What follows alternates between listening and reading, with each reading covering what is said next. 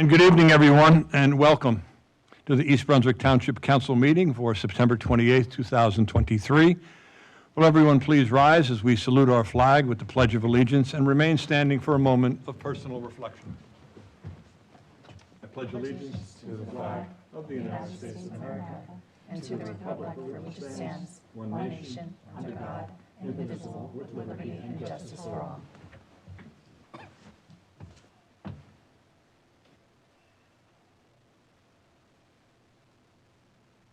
Thank you. Township Clerk, please call roll and read our statement of adequate notice. Councilman Hall? Absent. Councilman Wendell? Present. Councilwoman Winston? Here. Councilwoman Zambicki? Here. Council President McAvoy? Here. Also present, Mayor Brad Cohen? Absent. Administrator Joseph Cusculo? Here. And Township Attorney Anthony Iacoca. Here. Adequate notice of this meeting has been provided as required under Chapter 231, Public Law, 1975, by specifying the time, date, location, and, to the extent known, the agenda, by posting a copy on the bulletin board located in the main lobby of the East Brunswick Municipal Building, providing a copy to the Home News Tribune and Asbury Park Press newspapers, posting a copy on the Township's website, and by filing a copy in the office of the Township Clerk, which will be entered into the minutes. Thank you. May I have a motion for Resolution 23-268, adopting our meeting minutes for September 11, 2023? So moved. Second? 268? Did I say 68? Yes. Well, what should it read, Councilman Wendell? Because 268 is the Coptic Church, right? We don't have a, It is. 268 is correct. The add-on resolution should be 275. Oh, okay. That's okay. I'm glad Councilman Wendell picked up on that. thank you. We got a motion, and We have a motion. We need a second. I'll second it. Any need for clarification on these minutes? Township Clerk, will you please call roll? Councilman Wendell? Yes. Councilwoman Winston? Yes. Councilwoman Zambicki? Yes. And Council President McAvoy? Yes. Thank you. We have a proclamation recognizing Friends of the Library for their 48th annual bargain book sale event. Councilwoman Winston, will you please read this into the record? It would be my honor. Whereas the library is one of the township's most valuable resources, bringing knowledge and enjoyment to nearly every resident of our community, and whereas the Friends of the Library support the work of the East Brunswick Public Library through fundraising and other worthwhile programs, and whereas the Friends of the Library hold an annual book sale at the Brunswick Square Mall as a community service for the benefit of the library and its patrons. Now, therefore, be it proclaimed that I, Brad J. Cohen, Mayor of the Township of East Brunswick, do hereby proclaim that October 9th through October 15th, 2023, shall be known as Friends Book Sale Week within the community in order to recognize the enormous contribution made by the Friends of the Library and encourage participation to visit the book sale, and be it further proclaimed that Civic Center Drive shall be renamed Book Sale Drive for the week of October 9th through 15, 2023. Good evening. Are you a representative of the? Yeah, yes. Okay. Thank you. The East Brunswick Friends of the Library annual bargain book sale and media sale begins this year on October 9th in the center court of Brunswick Square Mall. We are celebrating our 48th anniversary this year. The sale continues during the mall hours through Sunday, October 15th. This much anticipated annual sale event features thousands of used artwork, hardcover, and paperback books, including adult, children, large print, and collector's books, as well as audiobooks and a large selection of CDs and DVDs. Everything is bargain priced. We will be having 2 days of family activities. Please check our website for dates and times. The book sale is a great way to fill your home library and stock up on summer reading material. Please make frequent trips to the book sale as we put out material with the help of our high school students and volunteers. The Friends Board works tirelessly to raise funds through their fundraising efforts to support the library and its programs. Please come and volunteer with us and shop for bargain books. You can find more information on the library website regarding the book sale as well as volunteer sign-up sheets. I thank the mayor and the council.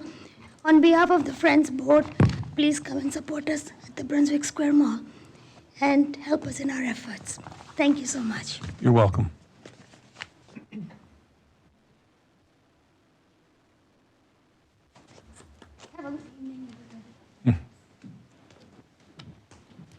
We have an ordinance for second reading and public hearing. Township Clerk, could you please read ordinance number 23-26?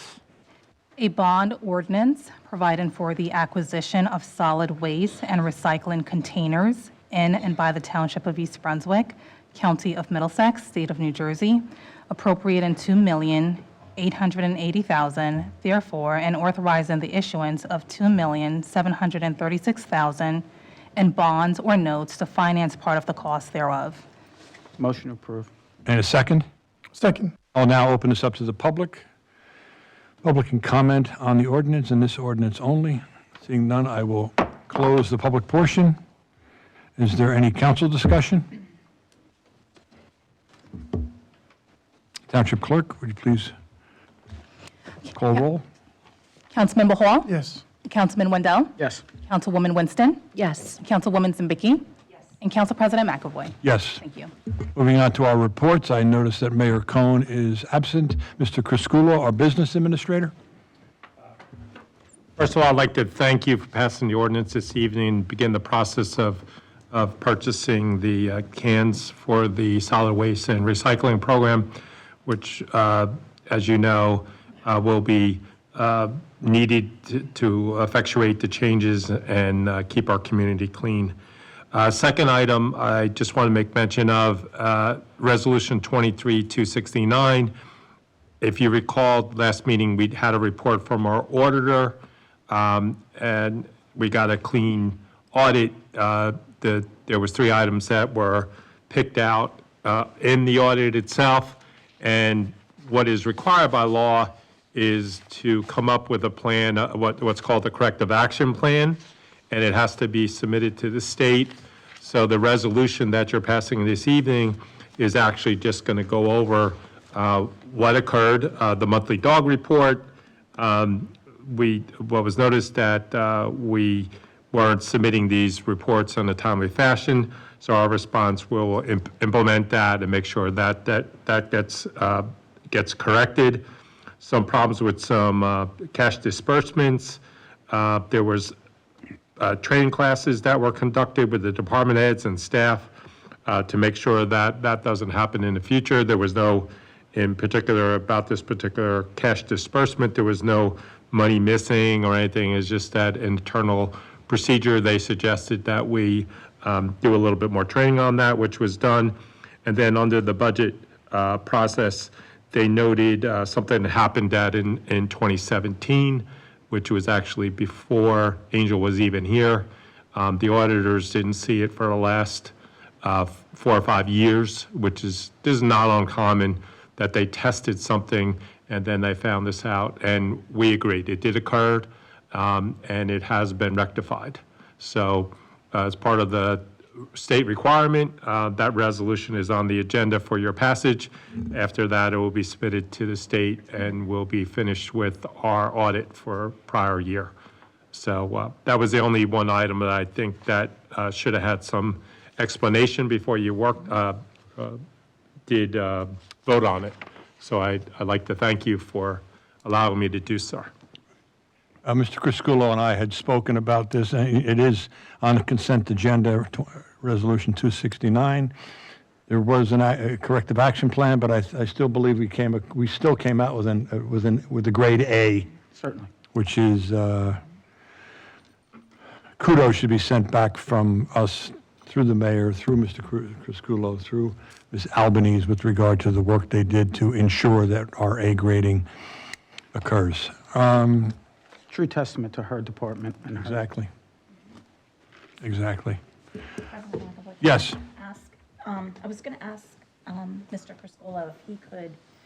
We received an email from one of our scouts that is doing a merit badge and had to work on something that he felt was a problem or a concern. And I think it's a great thing to review once in a while, because the issue was potholes and roads. And so I wondered if you would be willing to give a brief explanation of Sure. that answer to our scout.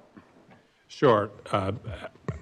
As the councilwoman spoke upon, we had a question, which we get questions from Boy Scouts, Girl Scouts, other organizations, youth in the community, which I think is fantastic that they get involved and seek to understand the process. These young individuals sometime then take that word back to the community and educate their parents and their neighbors to the process. When the council received that, I received a inquiry from the council president for me to craft a response to the individual. And this wasn't done alone. I got some input from Keith Kipp, our director of planning and engineering, who does put together our pavement management program.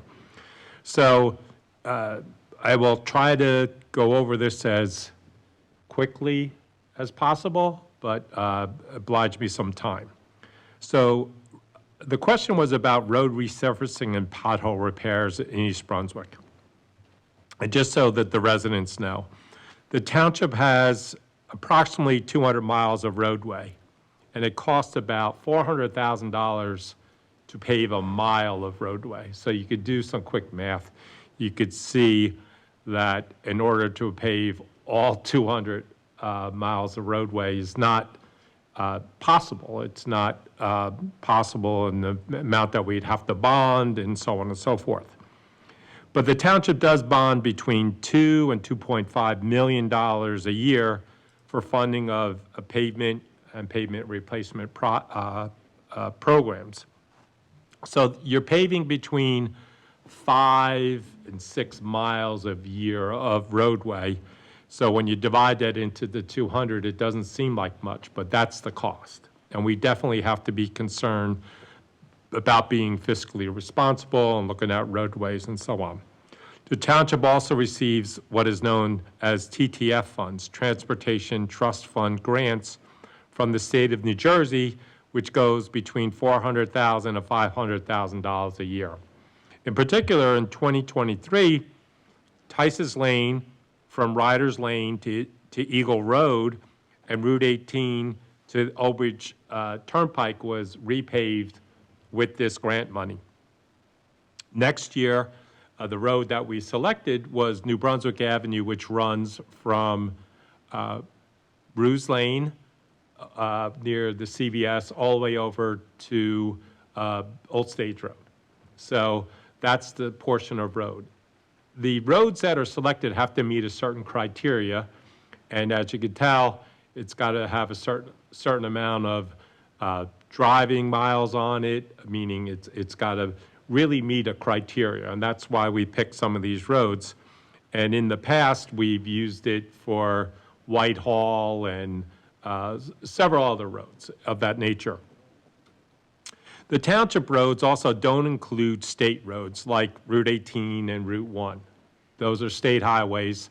We don't get involved with paving them or fixing those potholes, but we may help residents in getting repairs done on those highways. As you recall, probably about 4 years ago, the overpasses on Cranberry Road and Milltown Road and various other roads were terrible. And it wasn't with a lot of effort with us communicating to the state about the condition of them. They probably would have been still in that condition. Mayor Cohen had meetings with state legislative people and even the governor regarding these, and we got them paved. So they're in much better condition. The county roads in town as well we're not responsible for. Those are Riders Lane, Ruse Lane, Main Street, Summerhill Road, Milltown Road, Cranberry Road, and Old Bridge Turnpike. Those are all county roads. We, once again, don't pave them, don't fix the potholes on them. any of those things in nature, but the county takes care of them. And once again, if the resident calls with a problem with a pothole or something on those roadways, we'll phone that in for them. But we also like for the residents to call it right into the county, so they get feedback also back from them when it's completed and so on. But our road paving process starts very early on. A matter of fact, it's starting like now. Starts with the previous year's list of roads that weren't paved due to the cost being greater than the bonded amount in the previous year. As I said, some roads, we try to come up with the actual, how much is it going to cost? So if we allocate $2.5 million at $400,000 a mile of roadway, there's what is known as the gas and oil fluctuation criteria that is allowed to the vendor when the price of crude oil goes up. One of the products in paving is crude oil. So if that goes up, then the cost to us to do a road is more costly. So that's one thing that may have us bump a road off the list, or the curbs are in such bad shape that it won't hold the roadway. So think of a road as the frame on a picture, and we're trying to keep this product inside the frame. And if that curbing starts to crumble and fail, what's going to happen? It's just going to fall apart. So sometimes we have to do a little bit more work there. Sometimes a water main break occurs in a different section of town, and we have to go over there, rip up the roadway, which then may make us take one of the roads that was on our initial list and move it over to there to do the paving. So we take a look at those streets, and those probably are going to be the ones that definitely take place. We evaluate what we call the PCI, the Pavement Condition Index, to elevate poorly ranked streets. So when the roads, we look at them and we rank them. And based upon our experience, we can do that. We review the complaints from residents. We review recommendations from staff with critical input from DPW, who goes out and they repair the potholes. So they know what roads where we should be looking at. At that particular point in time, we take a look and try to group the roadways together. And sometimes people may think, well, this main road and this court, maybe the main road looks a little bit worse, but we like to go from the inside out. So we wouldn't pave that roadway without doing the inner roadway, because if we're going to do that inner roadway in a subsequent year, it doesn't make sense. So like you would paint a room, you do it from the inside and you work your way out. So they evaluate that and work inside to out. Then they look at the critical streets based upon volume of traffic and proximity to schools. So if a roadway is closer to a school, we elevate that, we give that a couple more numbers, because we know then the children may be walking there. So we want to make sure it's safe and it has more traffic. Then we establish a rough cost estimate for the project, and we establish an overall program based upon what we budget or how much we bond for this. And within the next month or so, we're going to be bonding for next year, and we will already be looking at that particular list. At that point, when we think that we have enough money to do the roads that we think should be paved, we'll do a detailed construction estimate and a final list. And then the bid package is created, right? The project goes out to bid publicly under New Jersey public contract law. It sits out there for 3 weeks, 4 weeks, and then various contractors bid on that construction of that project. It could be one of many paving companies in the state of New Jersey that may bid on doing this particular work. So after it goes out to bid, we receive the bids back in, we evaluate the bids, then the council will award the bid to the lowest responsible bidder based upon local public contract law. And our attorney's here, and if I'm wrong, please back me. Once it's awarded, we do a pre-construction meeting prior to the project starting.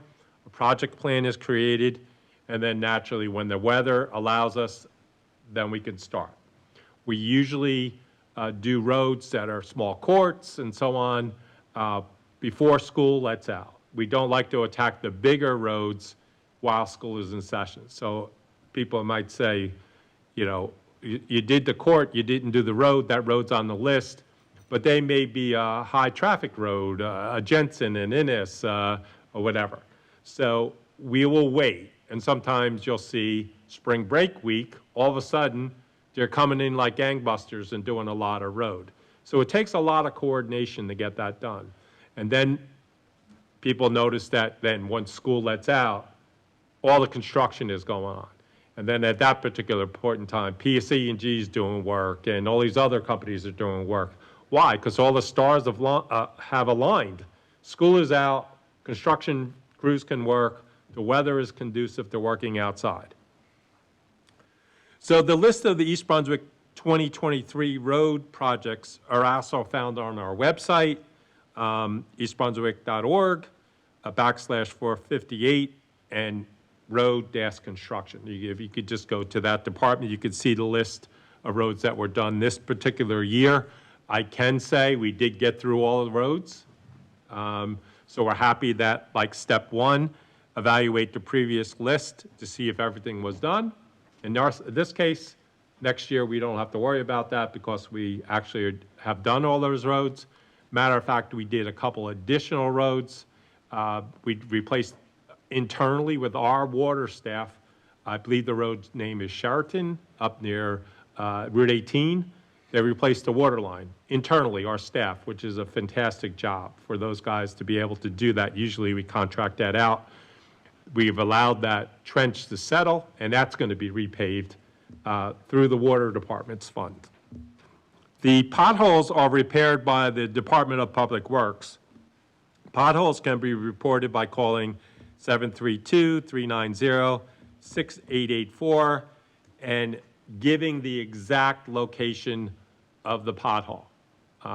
You know, you can't just say it's on New Brunswick Ave.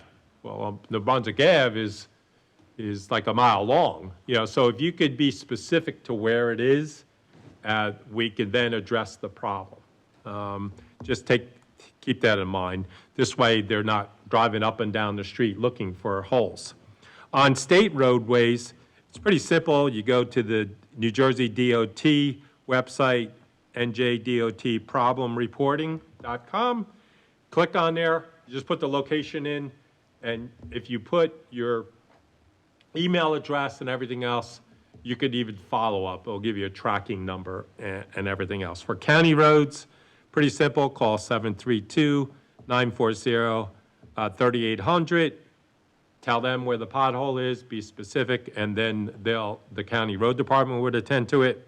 And naturally, roads that are disturbed by utility companies naturally must be repaired by the utility companies, PSE&G, Jersey Central Power Light, Verizon, Comcast, various cable companies, and they must be repaired to an equal to or better condition. So if they come in, they make a trench, and the road is already 20 years old, they come in, they fix the trench, that is equal to or better. If the road is only 8 years old, let's say, and it's in fairly good condition, they will pave to the center line. They'll pave half the roadway, and if they really destroy it and it's a relatively new road, they have to pave curb to curb. And a lot of times from the residents, you know, we paved Dunham's one year. The next year, PSE&G came in and ripped it all up. Guess what? They had to pave the whole thing all over again, including striping the bike lanes and everything else. And then the following year, guess what they did? they came in and ripped it up again. So the gas department wasn't talking to the electrical department. So when they came in, the first time it was paved by the town, second time it was done by the gas department, part of PSE&G, and then the third year was done by the electrical division, because they ran a huge line from Harts Lane all the way down to South Brunswick, which is great, because we're going to be guaranteed power. But that's what happens. So we hear sometimes that a road's been paved and it's already being paved 2 years later, but you got to be sure who's paving it that second time. That second time, most likely, it's a utility company. I will give this electronically to the clerk so she can memorialize it in the minutes. And naturally, council, you have that in my email that I sent to the young scout. And I'd like to thank you for the time this evening to do that. And Council Vice President Zambecki's suggestion, I hope I didn't take too much time and it's valuable to the public. And that was your brief response. You want the long one, we can start now. Mr. Iacocca, our Township Attorney.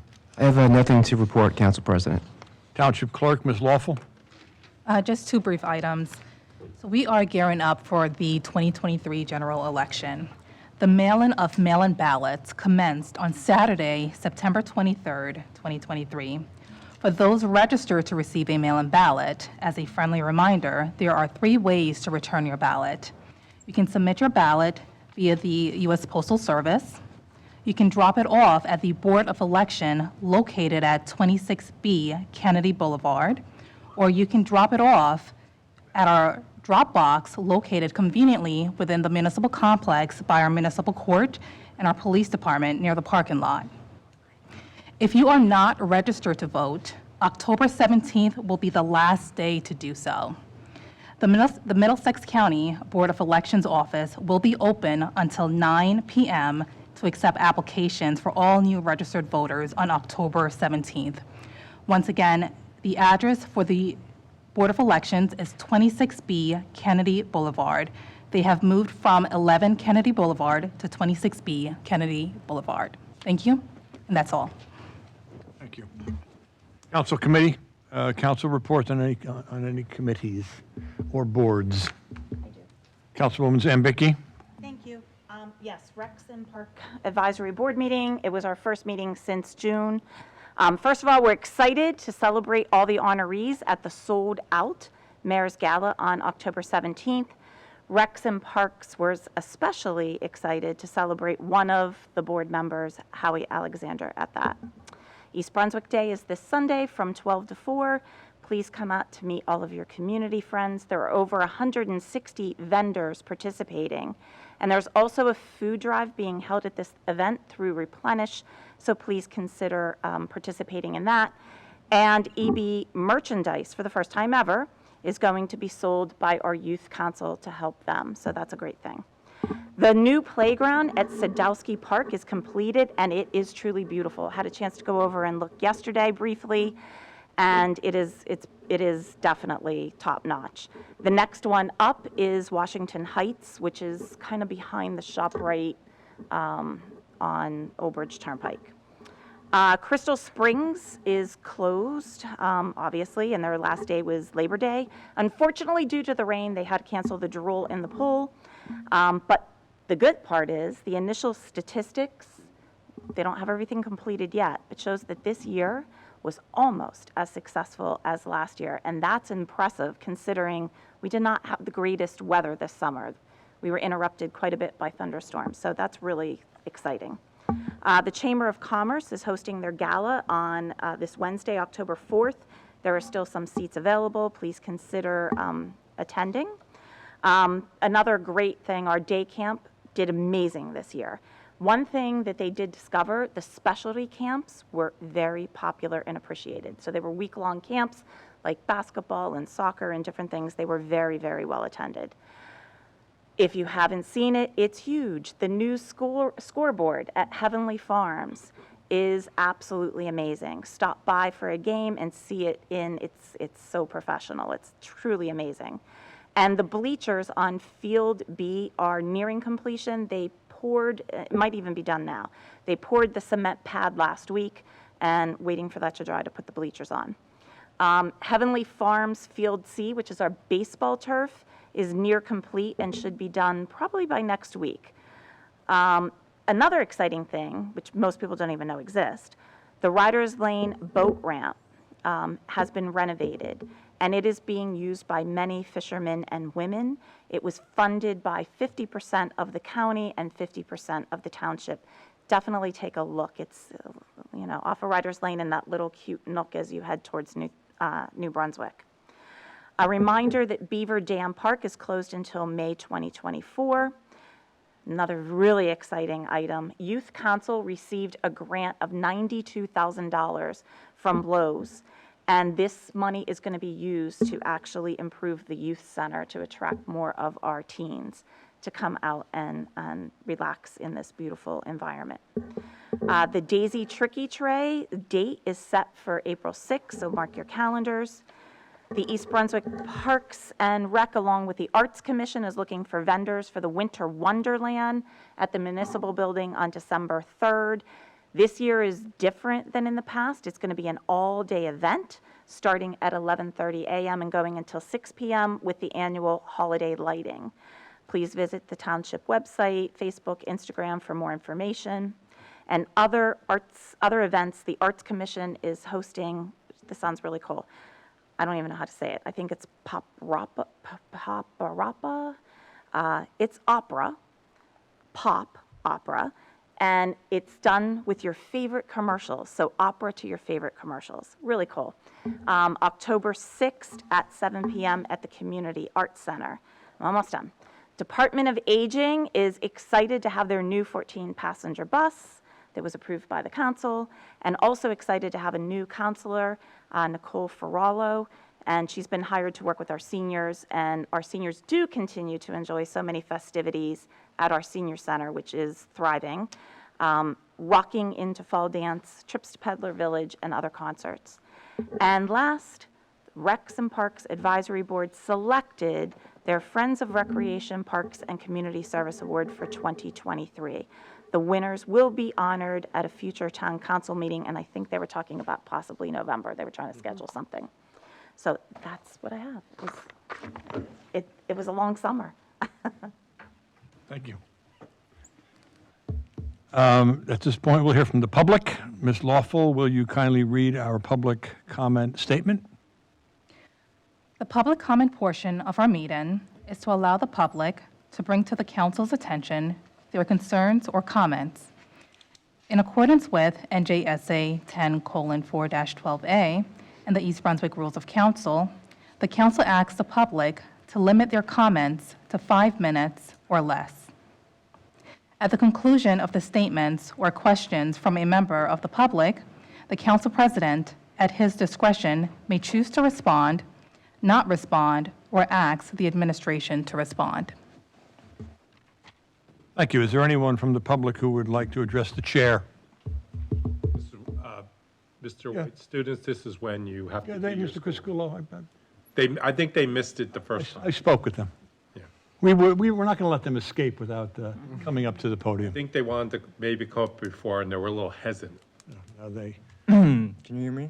Yep. Good evening, council members. My name is Daniel, and I'm a student at Rutgers University. So my question is, by borrowing this money, will that drastically increase taxes for next year or no? Because it's 2.7 in bonds or notes.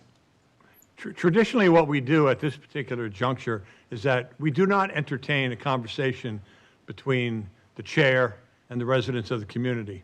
However, being that you are in Mr. White's class and you are a Rutgers University student, we will respond.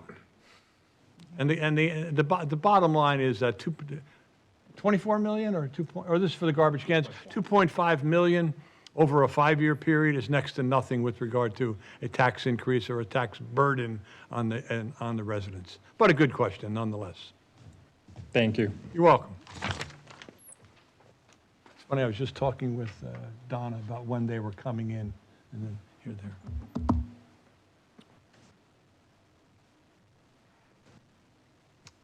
are. Good evening.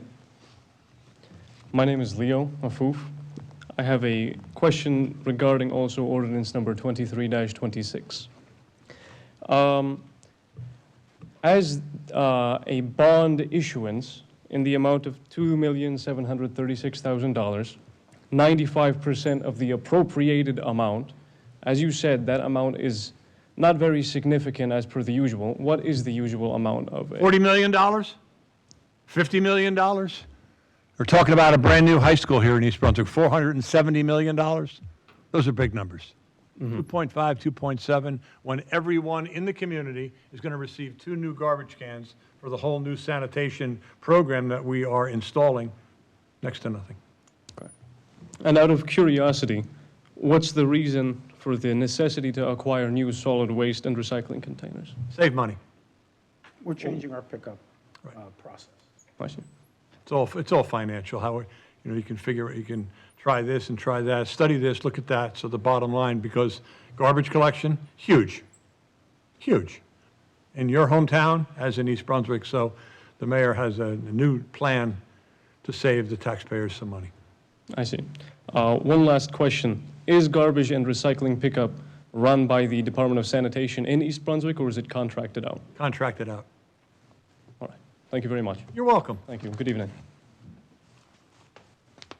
Just so you can bring back to Mr. White's class, I'll be sending Mr. White an email tomorrow and tell him how professional you were as you came to the meeting and spoke at the podium. Would anyone else like to address the chair? Seeing no one else, we will close that portion of the meeting. Moving on to the consent agenda. Does anyone need any resolutions separated? May I have a motion for resolutions 269 through 275? 275? 274? We're voting on the church separately? We'll do that separately? Okay. 272, Motion to adopt. second? Second. Any discussion? Township Clerk, will you please call roll? Councilman Bahal? Yes. Councilman Wendell? Yes. Councilwoman Winston? Yes. Councilwoman Nzambiki? Yes. And Council President McAvoy? Yes. Thank you. Do we want to do that additional resolution now? After the ordinance. After the ordinance? Okay. So let's move to an ordinance for introduction. Kindly, Township Clerk, could you kindly read the motion? Ordinance 23-27, an ordinance of the Township of East Brunswick, County of Middlesex, State of New Jersey, add in Chapter 97, 911 Emergency System to the ordinances of the Township of East Brunswick. Motion to adopt. Any second? Second. Thank you. Mr. Crisculo, any comments on that? This is just to clarify in regard to what the Township Police Department can do if they continually get fraudulent 911 calls, which is a serious offense, and just gives them a little bit more teeth to take action. Right. Let's leave it at that. This was given to us by the Department of Public Safety because of some issues that have occurred over the last 3 months. We can leave it at that. All right. Township Clerk, you call roll? Councilman Bahal? Yes. Councilman Wendell? Yes. Councilwoman Winston? Yes. Councilwoman Zambiki? Yes. And Council President McAvoy? Yes. And Resolution 23-268, 275. 275? Township Clerk, would you read and clarify? Okay, this is a add-on resolution authorizing St. Mary and St. Stephen Coptic Orthodox Church to hold a carnival at its church on October 14th and October 15th, 2023. St. Mary's and St. Stephen Coptic Orthodox Church was granted permission to hold a carnival at their property located at 12 Gates Avenue in East Brunswick from September 23rd through September 24th. This was granted via Resolution 23-259 at our last meeting, September 11th. However, due to inclement weather last weekend, the event had to be canceled. As a result, the church is asking the Township Council to kindly allow them to reschedule the event from September 23rd and September 24th to October 14th and October 15th. I had received I got into a conversation with the mayor regarding the original date for the carnival, for lack of a better term. And what they failed to put in to the resolution was a rain date. As a result of that, the best, I called Mr. Baker, the attorney. Sorry, Mr. Iacocca, I called Mr. Baker. And he, in a very calm sense, just said, just get another resolution, Council President, and put it on the agenda so that these people can move forward with their annual celebratory event. There's no reason why this should not happen, so this is just legal documentation for us to move forward. Certainly. And comments? I'll make a motion to approve. And a second? Again, Township Clerk, would you call roll, please? Councilmember Hall? yes. Councilman Wendell? Yes. Councilwoman Winston? Yes. Councilwoman Zabicki? Yes. And Council President McAvoy? Yes. Thank you. For the good of the cause? I have one thing, sir. While I was talking before, I negated to let the public know and the council that the EB Youth Council will be selling some EB swag at the East Brunswick Day to support the endeavors that they get involved in. Any excess from the sale of the property will support their programs. They're going to have baseball hats and sweatshirts, T-shirts, various items that they're going to sell at the event, and also East Brunswick cups. I heard today from them, and they just asked me to make sure that I gave them a shout out this evening regarding those items, and hopefully the community will support our youth council and all the endeavors that they do. Thank you, Mr. Criscuolo. Councilwoman Winston? Thank you, Council President. To kind of echo what Councilwoman Zabicki was talking about East Brunswick Day this Sunday, October 1st, the East Brunswick Arts Coalition is doing something it's never done before, and they are hosting a gallery show for all of the East Brunswick, a select number of East Brunswick residents. These works of art will be for sale. They'll be located in the gallery in the building. And I just wanted to talk about, these are residents of our town. They are hardworking, dedicated, and very accomplished artists. Ayelet Ben-Zvi is an extraordinary pottery artist. Michael Connors does portraiture that's incredible. Kevin Lynn is going to showcase photography. Jean Javi is a pyro artist where she uses fire to create designs. Bijala Paul will be there, and Olga Furman, whose portraits have been showcased in Times Square on the screens, and she's represented by Kessler Hotels. She's represented, and she's kind of a local big deal. So please, if you're around, if you're going to be there, please stop in, support our local artists. They will really appreciate it. Councilwoman Winston, will some of your work be displayed? Yes, but humbly, That's why. Yes, I'll be there. Thank you. Great. Thank you. Beginning on September 26th, members of the State of New Jersey Community Outreach Team will be going door to door in East Brunswick and throughout the state to assist homeowners in completing the necessary application for the Anchor Property Tax Relief Program. I guess there's been a lack of communication with regard to how this program is playing out in not only the township, but throughout the state. Members will be credited with identification badges and will wear blue safety vests. Homeowners and vendors may be eligible for tax relief by completing an application. All answers are confidential. The teams will arrive between 1 p.m. and 7 p.m. If you filed last year, you have already received an Anchor benefit confirmation letter in the mail. Benefits will be distributed by November 1, 2023.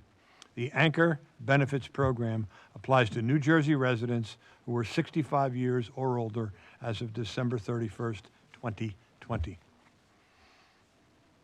Do I have a motion to adjourn? So move. On a second? Second. All those in favor say aye. Aye. Aye. Aye.